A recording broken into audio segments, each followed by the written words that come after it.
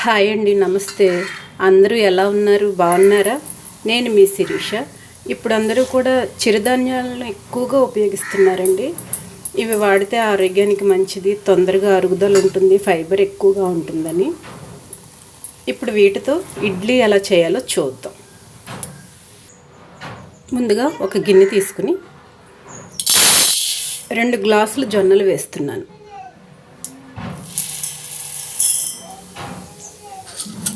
వీటిని వాటర్ పోసి నానబెట్టుకోవాలి. అలాగే ఇంకో గిన్నె తీసుకుని 1 గ్లాసు మినపగుళ్ళు, ఇవి 2 శుభ్రంగా కడిగి 3 గంటల పాటు నానబెట్టుకోవాలి. 3 గంటల తర్వాత బాగా నానాయి. మినపప్పు కూడా నానింది. దీన్ని గ్రైండర్కి వేసుకుందాం. ముందుగా మినపప్పు వేసుకుందాం.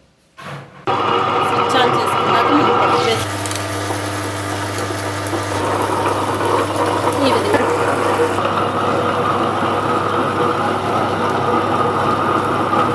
పిండి నలుగుతుంది. ఈ విధంగా మెత్తగా రుబ్బుకొని గిన్నెలోకి తీసుకుందాం.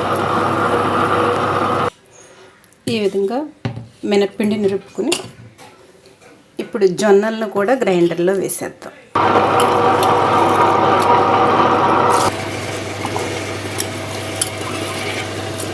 ఈ జొన్నలను అంత మెత్తగా రుబ్బక్కర్లేదు, కొంచెం బరగ్గానే ఉంచాలి.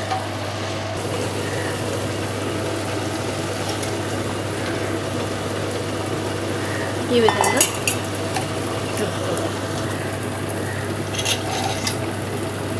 నలిగిందండి. ఇలా నలిగితే చాలు, తీసేద్దాం. ఇలా బరగ్గానే తీసేద్దాం. గిన్నెలోకి తీసేసుకుందాం.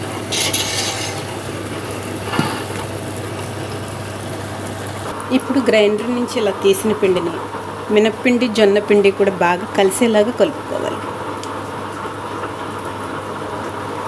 ఈ విధంగా బాగా బీట్ చేసుకున్నాక మూత పెట్టి ఓవర్ నైట్ పులవనివ్వాలి.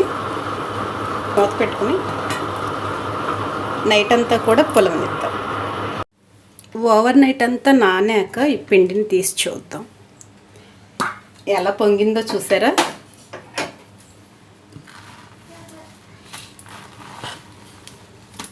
పిండి బాగా పొంగింది. ఇప్పుడు దీన్ని కలుపుకుందాం.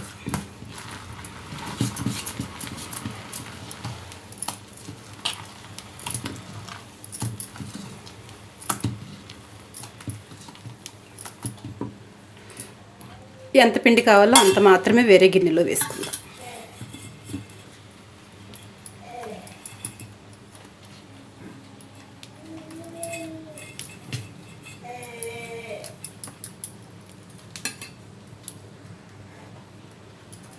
ఈ పిండిలో సరిపోయినంత సాల్ట్ వేస్తున్నాను. పిండి కొంచెం గట్టిగా ఉంది, కొంచెం లూజ్ చేసుకుందాం. లైట్గా వాటర్ వేసాను.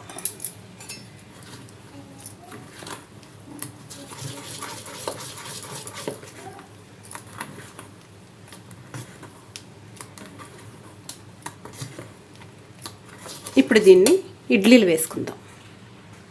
ఇప్పుడు ఒక ఇడ్లీ రేకు తీసుకుని శుభ్రంగా కడిగి ఉంచానండి. ఇలా కడుక్కుని తడి మీద వేసుకుంటే ఇడ్లీలు చాలా బాగా అంటుకోకుండా వస్తాయి. ఇలా వేసుకుని ఇప్పుడు స్టవ్ మీద గిన్నె పెట్టుకుని వాటర్ వేసుకుందాం. వాటర్ కొంచెం కాగిన తర్వాత ఇడ్లీ రేకుని పెట్టేద్దాం. ఇప్పుడు ఇడ్లీ రేకుని పెట్టేద్దాం.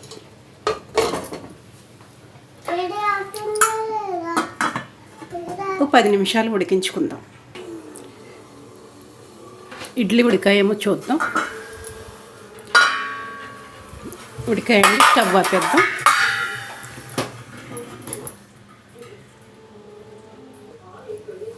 ఇడ్లీ రేకుల్లోంచి ఇప్పుడు ప్లేట్లో పెట్టుకుందాం.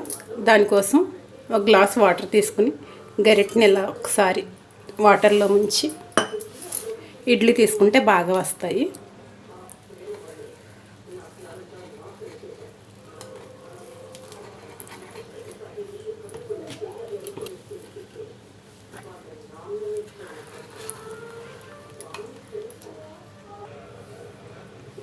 ఈ ఇడ్లీలు బాగున్నాయండి, సాఫ్ట్గా ఉన్నాయి.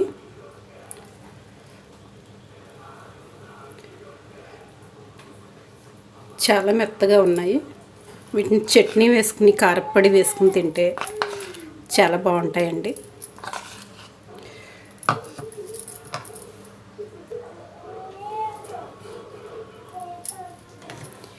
చట్నీ కారప్పొడిలో నంచుకుని తింటే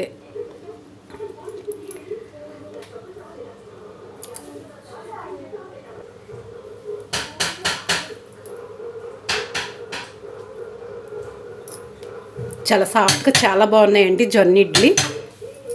ఇవి మీకు నచ్చినట్లయితే లైక్ చేయండి, షేర్ చేయండి, సబ్స్క్రైబ్ చేయండి.